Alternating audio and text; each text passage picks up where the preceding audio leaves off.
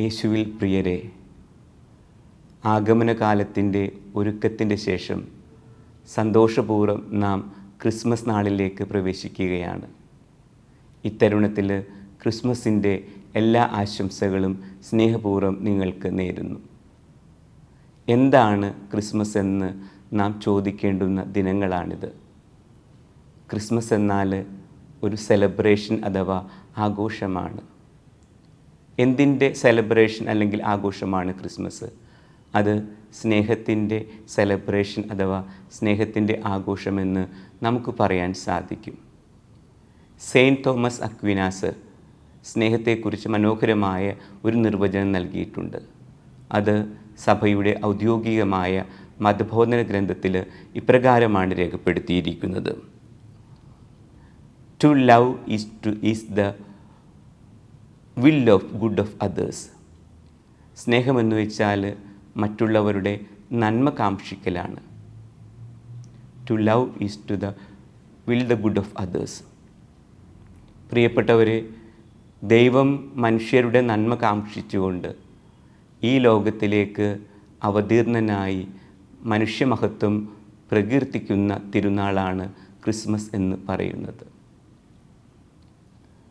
നമുക്കറിയാം, വിശുദ്ധ യോഹന്നാൻ്റെ സുവിശേഷം 3-ാം അധ്യായം 16-ാം തിരുവചനത്തിൽ നാം ഇപ്രകാരമാണ് വായിക്കുന്നത്: പിതാവായ ദൈവം തൻ്റെ ഏകജാതനെ നൽകുവാൻ തക്കമാറ് ഈ ലോകത്തെ അത്രമാത്രം സ്നേഹിച്ചുവെന്ന്.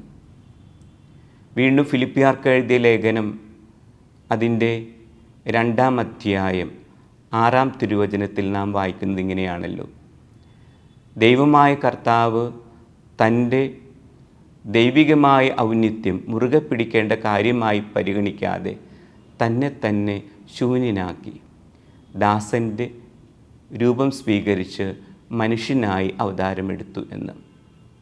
അങ്ങനെ പിതാവായ ദൈവത്തിൻ്റെയും പുത്രനായ ദൈവത്തിൻ്റെയും സ്നേഹം വെളിവാക്കപ്പെടുന്ന നിമിഷങ്ങളാണ് ക്രിസ്മസിൻ്റേത്.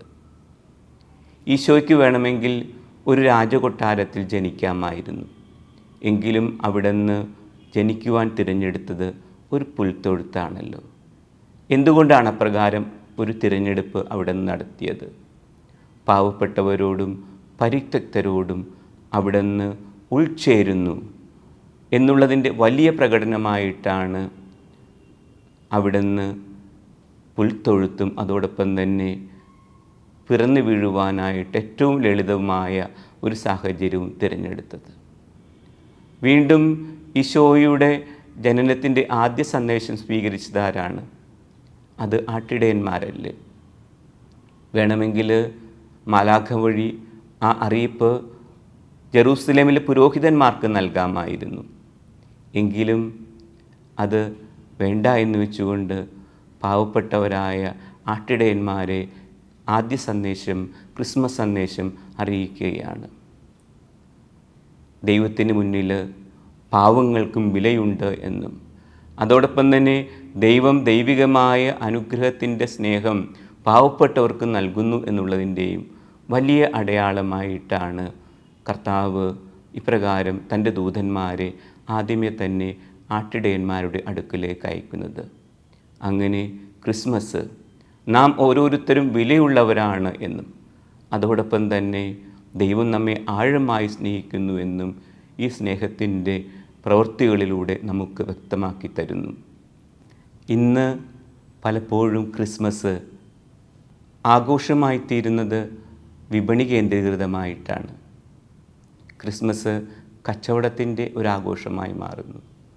പലപ്പോഴും ഇന്ന് നിർമ്മിക്കപ്പെടുന്ന ക്രിസ്മസ് ക്രിബുകളും അല്ല എങ്കിൽ നാം ഉയർത്തുന്ന നക്ഷത്രങ്ങളും അതോടൊപ്പം നാം നിർമ്മിക്കുന്ന ക്രിസ്മസ് ട്രീകളുമൊക്കെ പലപ്പോഴും നമ്മുടെ താൻ പോരിമയും അതോടൊപ്പം തന്നെ പണക്കൊഴുപ്പും കാണിക്കാനായിട്ടുള്ള ഒരു പ്രകടനമായിട്ട് മാറുന്നില്ലേ എന്ന് സംശയിക്കുകയാണ്.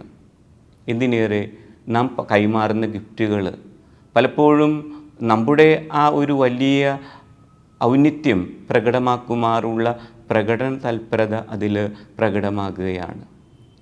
സ്നേഹത്തിൻ്റെ കുറവ് അല്പം അങ്ങനെ വിപണി കൈയടക്കുന്ന ഈ ക്രിസ്മസ് ആഘോഷങ്ങൾക്ക് കുറഞ്ഞു പോകുന്നുണ്ടോ എന്ന് ചിന്തിക്കുകയാണ്. ഇത്തരുണത്തിലാണ് ചാൾസ് ഡീക്കൻ്റെ ക്രിസ്മസ് കരോൾ എന്ന നോവലിലെ ചിന്തകൾ എന്നിലൂടെ കടന്നു പോകുന്നത്.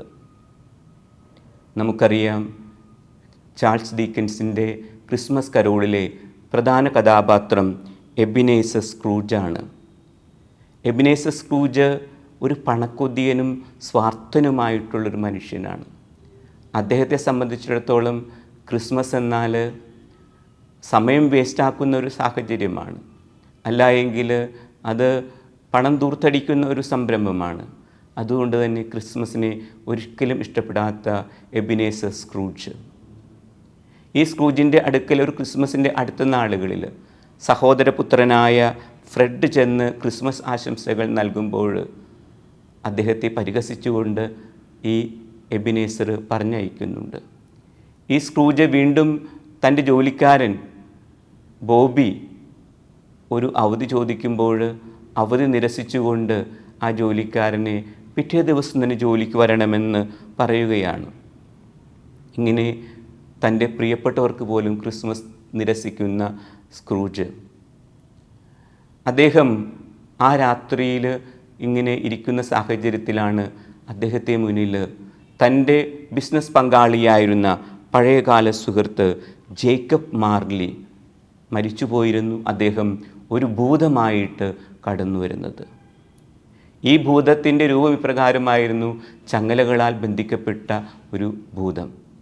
ഈ ഭൂതത്തിൻ്റെ ചങ്ങലകളാകട്ടെ അയാൾ നേടിയ സ്ഥാനമാനങ്ങളും അയാൾ സ്വരുക്കൂട്ടിയ പണങ്ങളുമാകുന്ന ചങ്ങലയും താക്കോലും പൂട്ടുമൊക്കെയായിട്ട് തൻ്റെ സ്വാർത്ഥതയുടെ ചങ്ങലയ്ക്കുള്ളിൽ പിടയുന്ന ഒരു മനുഷ്യൻ്റെ രൂപത്തിലാണ് ഈ ഭൂതം പ്രത്യക്ഷപ്പെട്ടത്.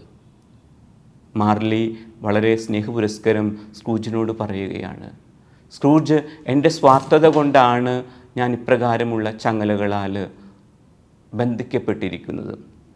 അത് നിനക്ക് സംഭവിക്കാതിരിക്കണമെന്ന് ഞാൻ ആഗ്രഹിക്കുന്നു. അതുകൊണ്ട് നീ എന്നെ തുടർന്ന് വരുന്ന 3 ഭൂതങ്ങളെ കൂടെ നീ ദർശിക്കുക. അങ്ങനെ വരുമ്പോൾ നിനക്ക് നിൻ്റെ ജീവിതത്തിൽ നാം ചെയ്യുന്ന പ്രവൃത്തിയുടെ തിന്മ എന്തെന്ന് മനസ്സിലാക്കിക്കൊണ്ട് മുൻപോട്ട് പോകാൻ സാധിക്കുമെന്ന് പറഞ്ഞുകൊണ്ട് മാർലി അവൻ്റെ മുന്നിൽ നിന്ന് പ്രത്യക്ഷപ്പെടുകയാണ്. കുറച്ചു കഴിഞ്ഞപ്പോൾ സ്ക്രൂജിൻ്റെ മുന്നിൽ ഒരു ക്രിസ്മസ് ഭൂതകാല ഭൂതം കടന്നു വരികയാണ്. ഈ ക്രിസ്മസിൻ്റെ ഭൂതകാല ഭൂതം വെള്ള നിറത്തിലുള്ള വസ്ത്രമാണ് ധരിച്ചിരിക്കുന്നത്. അങ്ങനെ അദ്ദേഹം ഭൂതകാല ക്രിസ്മസ് ആഘോഷങ്ങളിലേക്ക് കടന്നു വരികയാണ്. ആദ്യമേ തന്നെ അദ്ദേഹത്തിൻ്റെ മുന്നിൽ സഹോദരിയോടൊപ്പമുള്ള കുഞ്ഞുനാളിലെ സന്തോഷപ്രദമായ ക്രിസ്മസിൻ്റെതായ ദിനങ്ങളുടെ ആഘോഷങ്ങളും അതോടൊപ്പം തന്നെ അതിൻ്റെ സൗഹാർദ്ദവും സന്തോഷവുമൊക്കെ കടന്നു പോകുന്നു. ഈ സന്തോഷകരമായ പഴയകാല ക്രിസ്മസിനെ കുറിച്ച് ഓർത്തപ്പോൾ തലേ ദിവസം തൻ്റെ സഹോദരിപുത്രിയായ ഫ്രെഡിന് താൻ ക്രിസ്മസ് നിരസിച്ചതിനെ ഓർത്തുകൊണ്ട് ഇയാൾക്ക് മനസ്സിലൊരു ദുഃഖം തോന്നുകയാണ്. തുടർന്ന് ആ ക്രിസ്മസിൻ്റെ ഗതകാല ഭൂതം നയിക്കുന്നത് അദ്ദേഹത്തിൻ്റെ ബാല്യകാല സഖിയായ ബെല്ലയുടെ അടുക്കലാണ്. ബെല്ലയോടൊപ്പം സന്തോഷവും സ്നേഹവും ഒക്കെ പകർന്നു നൽകിയ നല്ല നാളുകൾ. എന്നാൽ പണത്തോടുള്ള സ്വാർത്ഥതയാൽ, താല്പര്യത്താൽ ബെല്ലയെ മറന്നുകളയുന്നു. അങ്ങനെ ദുഃഖത്തോടുകൂടെ ആ ബെല്ല നഷ്ടപ്പെട്ടതിൻ്റെ വേദനയോട് നിൽക്കുന്ന ഈ സ്ക്രൂജ് തളർന്നു പോവുകയാണ്. വീണ്ടും രണ്ടാമത്തെ ഭൂതം കടന്നു വരികയാണ്. വർത്തമാനകാല ഭൂതമായിരുന്നു അത്. ആ ഭൂതം അദ്ദേഹത്തെ ആദ്യമേ നയിച്ചത് സഹോദരിയുടെ വീട്ടിലേക്കായിരുന്നു. സഹോദരിയുടെ മകൻ ഫ്രെഡ് വളരെ മനോഹരമായി ക്രിസ്മസ് ആഘോഷിക്കുന്നു. അവർക്ക് സ്വത്തുക്കൾ അധികമില്ല, ആഘോഷത്തിന് അലങ്കാരങ്ങൾ അധികമില്ല. പക്ഷേ ആ കുടുംബത്തിൽ സ്നേഹവും സന്തോഷവുമൊക്കെ പകരുന്ന കാഴ്ച അത് കണ്ടപ്പോൾ ഈ സ്ക്രൂജിൻ്റെ മനസ്സിൽ ഫ്രെഡിനോടും കുടുംബത്തോടും വല്ലാത്ത താല്പര്യം തോന്നുകയാണ്. തുടർന്ന് ആ വർത്തമാനകാല ഭൂതം അദ്ദേഹത്തെ നയിക്കുന്നത് തൻ്റെ ജോലിക്കാരനായ ബോബിൻ്റെ വീട്ടിലാണ്. അവിടെയും ദാരിദ്ര്യമുണ്ട്, ദുഃഖമുണ്ട്, രോഗമുണ്ട്. എങ്കിലും ക്രിസ്മസ് പരസ്പരം സ്നേഹിക്കുവാനും സൗഹാർദ്ദതയ്ക്കുമൊക്കെയുള്ള നല്ലൊരു അവസരമായിത്തീരുന്നു.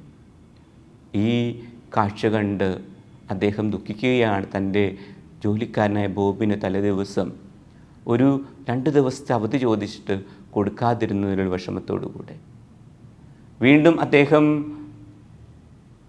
അദ്ദേഹത്തെ മറ്റൊരു ഭൂതം സന്ദർശിക്കുകയാണ്. അത് കറുത്ത വസ്ത്രം ധരിച്ചുകൊണ്ടുള്ള ഒരു ഭൂതമായിരുന്നു. അതാകട്ടെ ഭാവികാല ക്രിസ്മസിൻ്റെ ഭൂതമാണ്. ഈ ഭൂതം അദ്ദേഹത്തിൻ്റെ മുന്നിൽ അവതരിപ്പിച്ചത് ഒരു ധനാഢ്യൻ്റെ തുടർന്നുള്ള കാഴ്ചകളാണ്. ഈ ധനാഢ്യൻ മരിക്കുമ്പോൾ അദ്ദേഹത്തിന് കടം കൊടുക്കുവാനുണ്ടായിരുന്നവർ സന്തോഷിക്കുകയാണ് മരണത്തെക്കുറിച്ച്. വീണ്ടും അദ്ദേഹത്തിൻ്റെ മരണത്തെ തുടർന്ന് അദ്ദേഹത്തിൻ്റെ അയൽവക്കക്കാരും ബന്ധുക്കളും പ്രിയപ്പെട്ടവരുമൊക്കെ അദ്ദേഹത്തിന് സ്വത്തുക്കളെല്ലാം അപഹരിച്ചു കൊണ്ടുപോവുകയാണ്. അങ്ങനെ അയാൾ ശൂന്യനായി മരണത്തോടു കൂടി തീരുന്ന വ്യക്തി. വീണ്ടും തുടർന്ന് ആ ഭൂതകാല ഭൂതം ഈ സ്ക്രൂജിനെ നയിക്കുന്നത് ആ ധനാഢ്യൻ്റെ കല്ലറയിലേക്കാണ്. കല്ലറയിലെ ആ മാർബിൾ ഫലകത്തിൽ എഴുതിയിരിക്കുന്ന പേര് വായിച്ചപ്പോൾ ഈ സ്ക്രൂജ് ഞെട്ടിപ്പോയി. എബിനേസർ സ്ക്രൂജ് എന്ന തൻ്റെ പേരാണ് അവിടെ എഴുതിയിരിക്കുന്നത്. തീർച്ചയായും ഒരു നിമിഷം അടങ്ങി ഒതുങ്ങിയിരിക്കാനായിട്ട് സാധിച്ചില്ല. അനുതാപത്തോടുകൂടെ ഈ സ്ക്രൂജ് താൻ ചെയ്ത തെറ്റിനെക്കുറിച്ച് മനസ്സിലാക്കുകയും തൻ്റെ പ്രിയപ്പെട്ടവരായ ബോബിൻ്റെയും അതോടൊപ്പം തന്നെ പ്രിയപ്പെട്ടവനായിട്ടുള്ള ഫ്രെഡിൻ്റെയും അടുക്കിലേക്ക് ചെന്നുകൊണ്ട് ക്രിസ്മസ് ആഘോഷിക്കുകയും ക്രിസ്മസ് ഒരു നവജീവനിലേക്ക്, ബന്ധങ്ങളിലേക്ക്, അതോടൊപ്പം തന്നെ യഥാർത്ഥമായ സന്തോഷത്തിലേക്ക്, സ്നേഹത്തിലേക്ക് ഈ നമ്മുടെ സ്ക്രൂജിനെ നയിക്കുന്ന കാഴ്ചയാണ് നമ്മൾ കാണുന്നത്. ലോർഡ് ആൽഫ്രഡ് ടെന്നീസൻ്റെ ഒരു വാക്കുകളുണ്ട്: സ്നേഹിച്ച് നഷ്ടപ്പെടുത്തുക എന്നതാണ് ഒരിക്കലും സ്നേഹിക്കാതിരിക്കുന്നതിനേക്കാൾ നല്ലത് എന്ന്. പ്രിയപ്പെട്ടവരെ, ക്രിസ്മസ് കാലയളവ് നമ്മെ മറ്റുള്ളവരുടെ നന്മ കാംക്ഷിച്ചുകൊണ്ട് സ്നേഹിക്കുവാൻ ദൈവം ഒരുക്കിയിരിക്കുന്ന അവസരമാണ്.